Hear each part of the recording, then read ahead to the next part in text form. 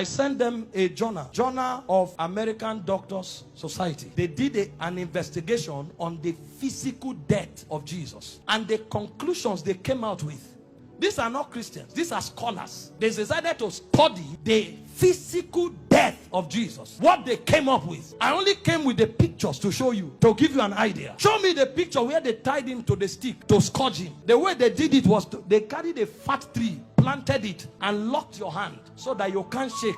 That means when they are scourging you, you can't turn. And they stripped you naked when they scourged you. The cane they used to whip you, they attach bones and metals to it. So anytime they wipe you, it pulled off your skin. There were records that said they whipped somebody like that and the thing tore the intestine and things came out. Somebody else was scourged like that. The whole back was peeled off. They saw bones. That's how the thing enters. They whip you and tear your skin. So every time they wipe you, if they pull it, your skin comes out. So that when they finish beating you, because of the volume of fluid you will lose, you will die of taste. If you don't die of heart failure. This is scourging. And the Romans don't flog 39. It's the Jews that flog 39. The Romans flog until they are tired. So the people beating you, they will beat you until they faint. When they finish scourging you like this, if life remains in you, then mercy spoke for you. After they scourged him, they now took him trekking with the cross for close to 1 kilometer to Golgotha. He lost so much weight that short journey, he fell 3 times. He couldn't walk. And nobody would give him anything to drink. Historian said when his face was wiped, blood stains crested the mark of his face on the handkerchief. Everywhere was bleeding. Can I show you the scripture that described this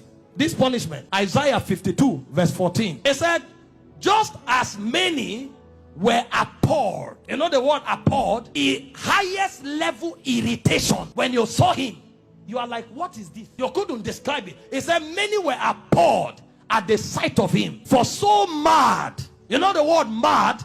Disfigured. So disfigured was his appearance, like an object of horror. When he came out of the scourging, if you saw him, you thought he was an object of horror. And he said he no longer looked like a man. They literally disfigured him. And they didn't stop there. They now gave him the cross, carried it, and went to Golgotha.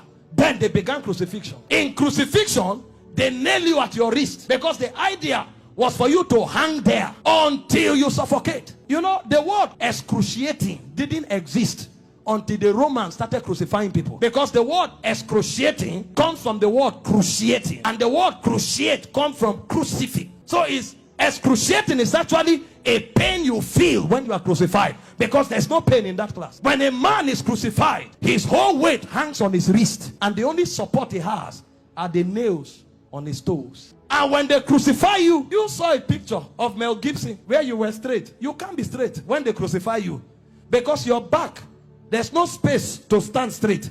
You have to turn sideways to hang, because this is how you hang. Your weight actually hangs on your wrist.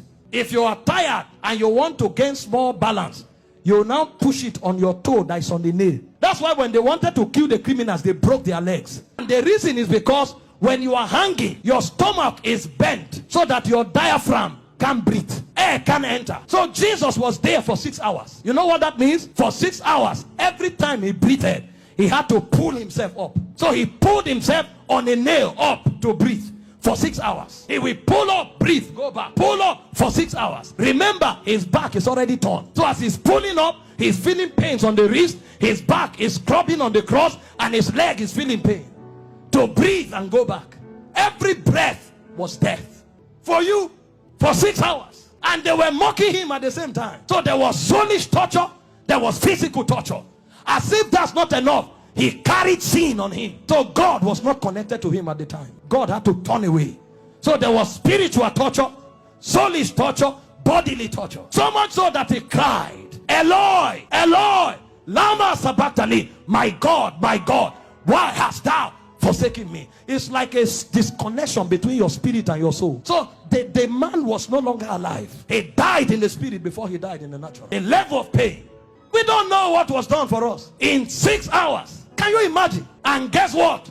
His mother was there. Can you stand naked before your mother? This is the man that the mother saw do wonders. How come? Imagine when he looked at their faces. See what you'll be interpreting. Some are saying, why? How come? Why can't you do anything today?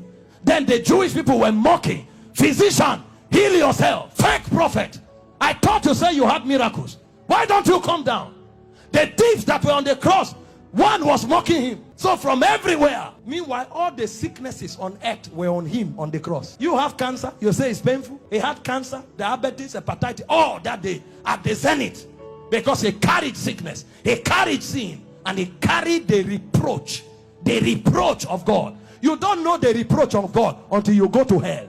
So for those 6 hours, he was in hellfire. The point came when the price was paid. He looked up and said, I'm thirsty. They gave him vinegar. He said, no, that's not what I'm looking for. I'm looking for the river that flows from the throne of God. I'm looking for that which satisfies indeed. When they didn't have it to offer, he said, it is finished. And he said, Father, unto you I commit my spirit. I commit. Because they couldn't kill him. They couldn't kill. No, you don't kill him. This commandment I've received from my Father. I have the power to lay down my life and to take it up. So he felt all those pains, keeping his life inside him. He had the choice to give up the ghost early. But if he gave up the ghost before the scourging, the sacrifice won't be complete. That's where it is more painful. He had the power to say, no, now I depart. But he kept his life and suffered the pain. From the scourging, to the shame, to the reproach, to the embarrassment, to the flogging, to the crucifixion, until he checked and saw that the sacrifice was complete. Because he had the choice of letting you go to hell or of keeping you while he stays in hell. He chose to stay in hell.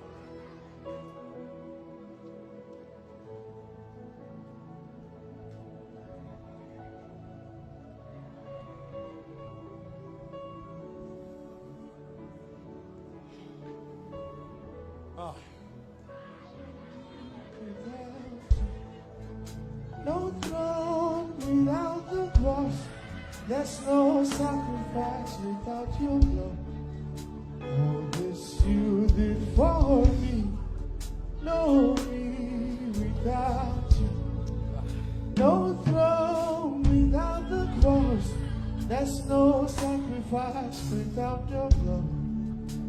Oh, this you did for me. No me without you. No throne without the blood. There's no sacrifice without your blood.